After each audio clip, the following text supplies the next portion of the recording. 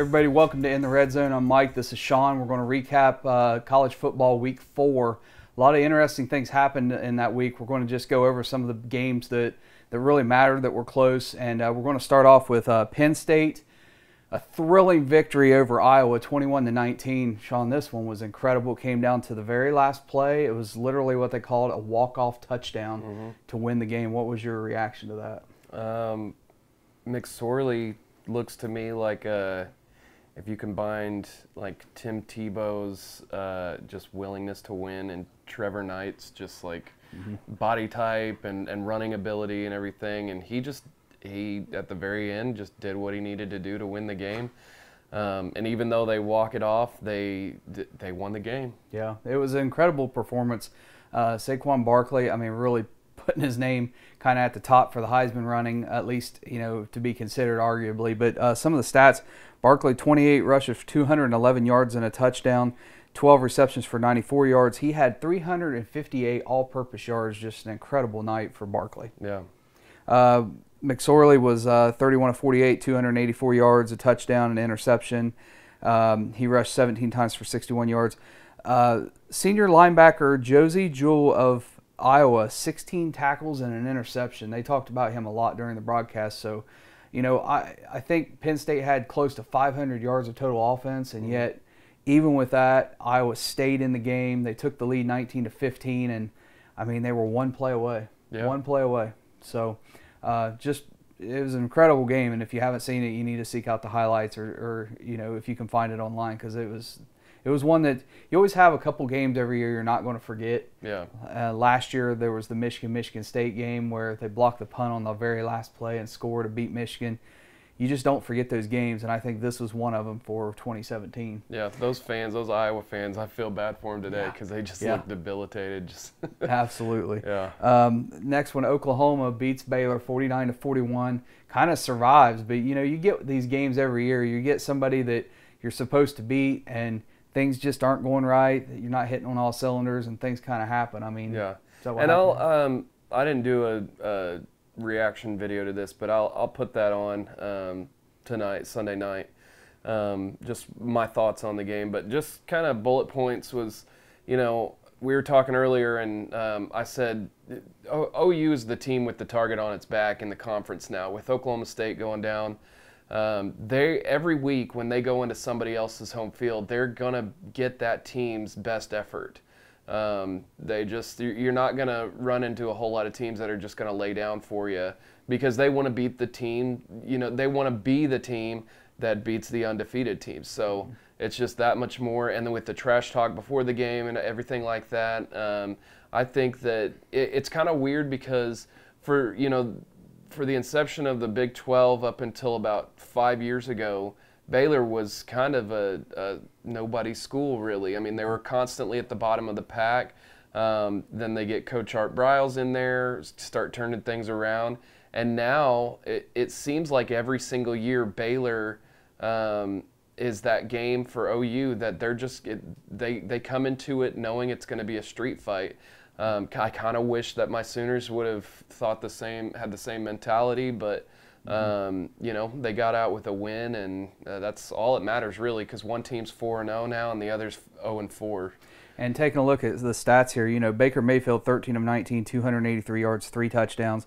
His name is in the race for the Heisman as well. But really, Baylor found a quarterback in this game. I mean, Zach Smith, 33 of 50, 463 yards, 4 touchdowns. I mean, he was lights out. He was in. I noticed that he could hit a wide open receiver, but there were some other kind of more difficult throws that he was trying to make last night that he kind of would overshoot. So if he gets his consistency down, then Big 12 might have yet another quarterback in this league that is looked at to go on to the NFL. So and he's a young guy, so he's only going to get better with experience.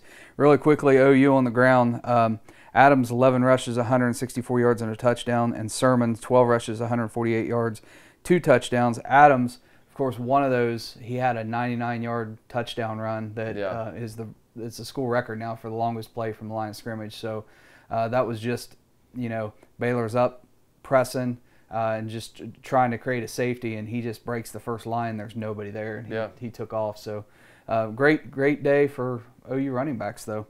The other big game here, the other in-state school, TCU upsets Oklahoma State in Stillwater 44-31. I mean, I'm sure a lot of Cowboy fans thought this was a stunner and they didn't expect it, but I was one of them that's been saying since before the year started that Oklahoma State does not have a defense. They have a lot of holes and a lot of red flags, and I'm not really surprised. I'm not surprised that TCU was able to beat them. Yeah, and having a couple of really good players on defense does not make you a great defense. Right. We're kind of seeing with OU right now, you got to have more than just one or two position groups that are good to be. And, Ramon Richards is a really good player for them, but they don't have I don't really think that they have a defensive lineman who can pressure the quarterback.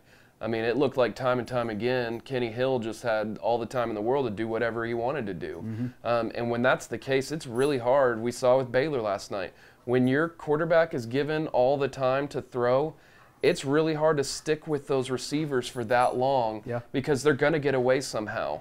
Just with communication and breakdown and confusion and stuff, it's really tough. It's really hard. And, TCU had the perfect defensive game plan for Mason Rudolph. I mean, their corners, their safeties, they're pressing, they're tight, they're man-on-man, and they forced him to move around the pocket. Mason Rudolph wasn't able to just sit back there. He had to move around, and he made some mistakes. The stats in this game, Rudolph, 22 of 41, 398 yards, 2 touchdowns, but he had 2 costly interceptions. Justice Hill, 25 carries for 102 yards and a touchdown. Washington had 6 receptions, 153 yards and a touchdown. But Kenny Hill was 22 of 33, 228 yards, a touchdown, and interception. Darius Anderson, 26 rushes for 160 yards and 3 touchdowns.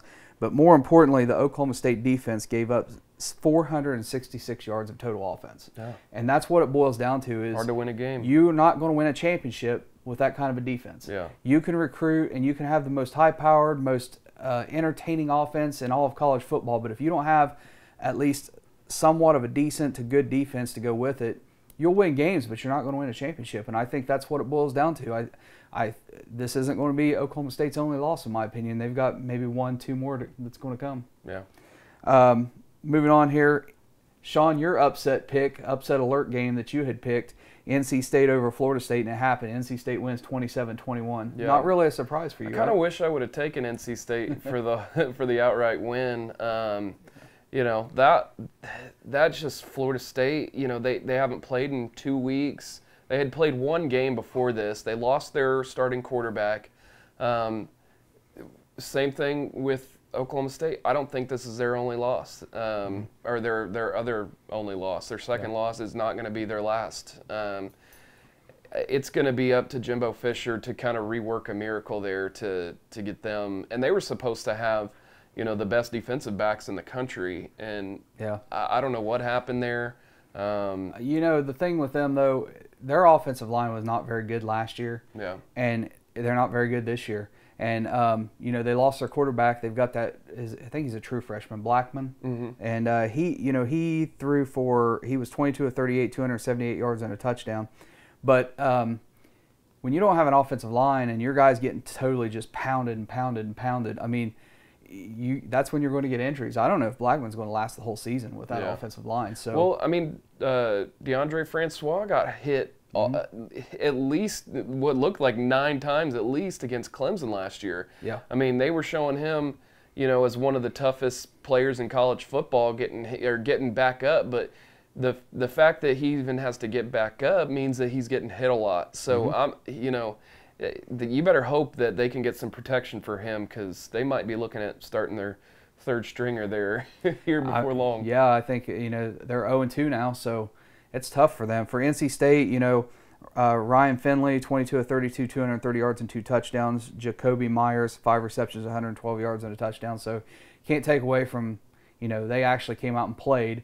But for some people, I don't think it was a total shock that Florida State lost this game. But kudos to you, though, on the pick, though. So, yeah.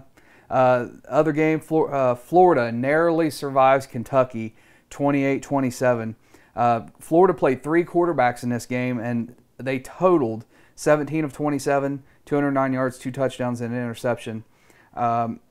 Steven Johnson for Kentucky, 17 of 25, 196 yards, and 3 touchdowns. So Florida escapes. Once again, it's they hang on by the skin of their teeth, mostly from their defense, and they were my pick to win the SEC East, but I don't know. They're struggling. Yeah. I kind of thought, even with the guys that are suspended, I thought they would kind of hit their stride a little bit better by now. That offense is not that great, and it's looking like now that the SEC East is Georgia's to lose. Man, so yeah. That's going to be a great game, great matchup. Yeah. You have any other thing to say about that game? Or? Not really. I mean, another one that just kind of comes down to the wire. And you're seeing that Mark Stoops, don't really count him out. As far as being on the hot seat or being fired, Kentucky likes him for a reason. And it seems like they're going to stick with him. And well, they are 3-1, so they're still moving on right along. USC beats Cal 30-20. Sam Darnold 26-38, 223 yards, 2 touchdowns, 1 interception. Ross Bowers for Cal 22 of 50, 303 yards, a touchdown, but he had 4 interceptions in this game, and that was really kind of the difference. So, are you surprised at the outcome? That game was really close for most of the game. USC's just got their problems. And Cal, over the years hasn't really been a rollover team.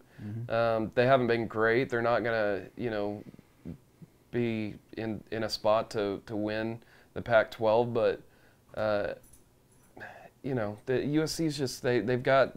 I don't think they're an elite team right now. I see 2 teams as being in the top 2 that are actually championship caliber teams to me, and that's Clemson and Alabama. And then every team beyond that has issues that needs to be fixed. So I guess you can't really be shocked that they struggle a little bit with Cal. It's a conference game. Both teams were undefeated coming into this. So Yeah. Cal's no slouch. I mean, they've took care of their business up to this point. Michigan beats Purdue 28-10. This was the one I had called as an upset alert. I really thought everything I had seen from Purdue leading into this game, I really thought Purdue was going to come out with this win. The shocker, what I didn't expect, though, is David Blau, Purdue's quarterback, who's been great up until this game. He played like a couple series, and they pulled him, and they bring in Elijah Sindelar, who went 7 of 16 for 103 yards and a touchdown. I don't understand it. I don't understand why they took out the guy who had the hot hand, who had been playing well. I know he didn't start the game that great, but I mean, Michigan's offense is struggling, and I feel like Purdue gave this game away by switching out quarterbacks. Yeah. I mean, had I known they were not going to go with Blau, I probably wouldn't have picked them. So I'm just completely blown away by this one. I thought Purdue had every chance in the world to win, and I don't know what the coaching staff was thinking. They had their reasons, but who knows? Anything else you want to add on that one? Not really. Okay. Mississippi State, they fall to Georgia 31-3. Georgia just looks for real. Yeah. They're incredible. Nick Chubb, 15 rushes, 81 yards, 2 touchdowns. Jake Fromm, 9 of 12, 201 yards, 2 touchdowns. So Georgia's just rolling. They're another one of those teams. They're not ranked in the top 10, but they're just every week they're on a roll. Yeah. And they look like they have very few flaws. I'm a little surprised they're not ranked higher than they are. Yeah. Because like you said, there's so many teams once you get past number 2 that are having some issues. Yeah, I think it's just a product of the teams in front of them that were picked there to begin the season. So Georgia, I've said it from day one. I think this quarterback's just incredible. I probably talk about him more than I talk about Baker Mayfield. Yeah. But no, he is the real deal. And watch out next year. Georgia pulled in an incredible recruiting class. So really, really not surprised here. Yeah. Another team we don't have on our list, we'll just mention really quickly, Mark Richt, that was the coach at Georgia, went to Miami, and they are just quietly beating everybody. Yeah. In sight. Nobody's talking about them, but look out for Miami. They're I think, ranked 14th. New AP came out. I'm not sure where they're at now, but they were 14, so we have to keep an eye on them. Oregon gets upset by Arizona State 37-35. This is one that I think was a little surprising because Oregon was kind of like emerging as maybe they were going to contend for the Pac-12. So Were you surprised by that? A little bit. I mean, they at one point I think scored 70+ points, and so you kind of wondered if this was going to be another 1-4, 1-3 year Oregon team that just kind of comes out of nowhere and surprises people. Mm-hmm. So yeah, I was pretty surprised with that. Arizona State is another school that they get players that come in and are decent. So yeah. They're definitely one of those teams that has enough talent that they can beat anybody on any week. Yeah. They just, for some reason, can't put it together on for a season for whatever reason. UNLV, this one was pretty simple. Ohio State takes care of UNLV 54-21. It's not even as close as that score indicates. J.T. Barrett only played in the first half, threw 5 touchdown passes. I watched it. It's a little bit deceiving. Like the 69-yard pass to Paris Campbell was just like a flick out to the side, and Paris Campbell took off down the sideline. So makes JT look good, but that's how they're going to have to do it throughout the season, I think. But I still see problems with that offense, and I've said this before. The quality of opponents we're playing right now, it doesn't show, and everybody's happy. Oh, we've scored all these points. We're doing this, and the stats look great. We've played Army. We've played UNLV. We go to Rutgers. We have Maryland, and we have Nebraska. None of them are playing that well right now. And so it's not until October 28th when the Buckeyes play Penn State, and then the following week go to Iowa.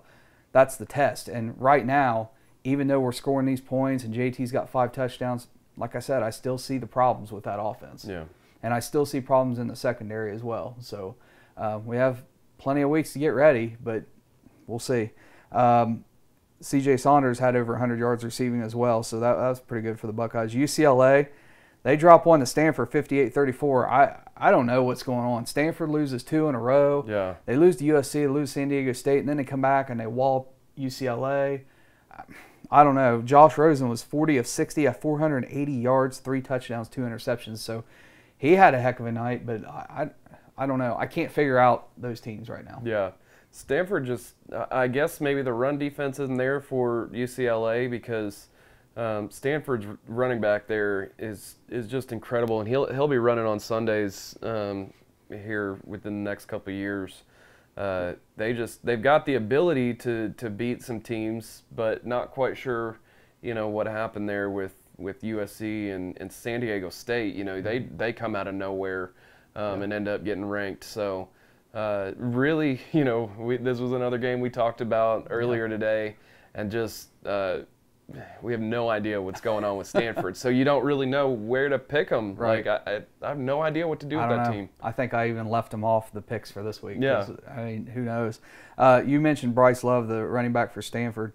30 carries, 263 yards, and a touchdown in this game. That's incredible. So, yeah. And they also had Cameron Scarlett, 8 rushes for 86 yards and 3 touchdowns. So they got it done on the ground, obviously, against UCLA. Cincinnati, they traveled to play Navy. They fall 42-32. But Hayden Moore for Cincinnati, the quarterback, 28 of 46, 381 yards and 3 touchdowns. So even though it was a loss, I mean, it's so hard to defend those option teams. Yeah. It just really is. But Cincinnati's offense is coming to life, so they're 2-2 right now. But I mean, they're looking up. I think It's crazy. So, he threw for that much with Navy running the option. One of the things that option teams do best is keep the ball on their side. They keep it on offense, and they keep your offense on the sidelines. So that's just one of those things that it's really that's one of the reasons why it's so difficult to play those teams, because your offense just sits there and sits there and sits there, while another team just takes it 5 yards, 4 yards, 6 yards, and just slowly making their way down the field. And your offense is just sitting there, your quarterback's arms sitting there the whole time. And then when you do get on the field, if you have a 3-and-out, I mean, just that one 3-and-out possession means Navy or the team running that option could end up taking the ball almost the entire half. The whole quarter, yeah. I mean, for the quarter. I mean, if you do a 3-and-out. So Zach Abbey for Navy, 20 rushes, 128 yards, 2 touchdowns. So obviously, they were getting it done on the ground. Ohio University, they survive against Eastern Michigan, 27-21 in double overtime. I actually watched this game, got to see the whole overtime. Nathan Rourke is now the cemented starter for Ohio University, which I thought he would have been from the get-go. But if you didn't watch this game, it was just a defensive battle the whole time. It ended in regulation, ended 13-13 tie, and so it took overtime. But and Eastern Michigan, look, off topic a little bit. Everybody knows how Boise State has the blue field. Mm-hmm. Eastern Michigan's field is gray. Whoa. It was awful. When you watch it on TV, you felt like you were watching the game in black and white. It was awful. I hated it. Yeah. So they should never televise Eastern Michigan games. They just shouldn't. Yeah. Not until they change that field. A.J. Allett for Ohio U, 26 rushes for 145 yards. Rourke had the 2 touchdown passes. So that's a little bit of a stats on that one. Another one, Texas A&M beats Arkansas 50-43 in Jerry's World. Arkansas had this game wrapped up, and they just gave it away. Yeah. So, I mean, that's typical Arkansas, I guess. In pure Arkansas fashion. I'm sorry to our neighbors to the east. Arkansas just year after year just finds a way to just disappoint their fans, and that's a fan base I really feel sorry for, because they just. I text you on Saturday. I said I can't imagine being an Arkansas fan. Yeah, I mean, I don't think that Brett Bielema was the man for that job. I don't know how he hasn't been fired yet. Yeah, we've talked about it before, and that they should have cut him loose today, Sunday. They should have cut him loose today, put one of the assistants as an interim coach, and go out and find somebody for next year, because that's not working in Arkansas. Yeah. So, but Kevin Sumlin saving his job another week. So yeah, the stats weren't all that impressive for that game. And the last game we're going to talk about, Utah survives against Arizona. They beat them 30-24. Not really any interesting stats for Utah. They just kind of blue collar players get out there and get it done. No impressive stats. The only stats here for Arizona was Brandon Dawkins, 24-42, 248 yards, 1 touchdown, but he did have 3 interceptions. He also ran the ball 18 times for 90 yards and a touchdown. So. But Utah, I think they still undefeated. I don't think they've lost a game yet. So they're still rolling right along. Yeah. So do they have USC coming up soon? I think they do. So Pac-12 is just kind of jumbled. Not really sure what's going on with that. So. Yeah. We've seen you don't really know how to pick those games. Yeah. No, Pac-12 is a mess, I think. Yeah. But that's it for our picks. You have anything else you want to add for the rest of it? Not really. Yeah. Okay. It's just kind of a Week 4 getting into conference play. It'll be exciting to see how these other conferences start to shape out, in the next couple weeks. OU has a bye week this week, so I'll be watching a lot of college football this Saturday, watching other teams play, and it's exciting getting into conference play, really. There is the one great thing about this time of year is, there have been some big games like Florida State, Alabama, Clemson, and Louisville, but a lot of teams play nobody. Like Oklahoma State, Pitt wasn't very good this year. Yeah. They hadn't played anybody until they hit TCU, and we see what happened. So finally, this point in the season, you get into the conference play. Now you start to see. Yeah. You're starting to play good competition, and you know what you have. So I'm very interested. I'm excited for it, and this coming week 5, there's some pretty good games on the slate. Yeah. You're gonna have to check out our video for that. We're gonna have our picks for week 5 coming up. So make sure to like us on Facebook, follow us on Twitter, and subscribe to our YouTube channel for all of our latest picks, recaps, and everything else you can imagine. So for Shaun, I'm Mike. You've been in the Red Zone.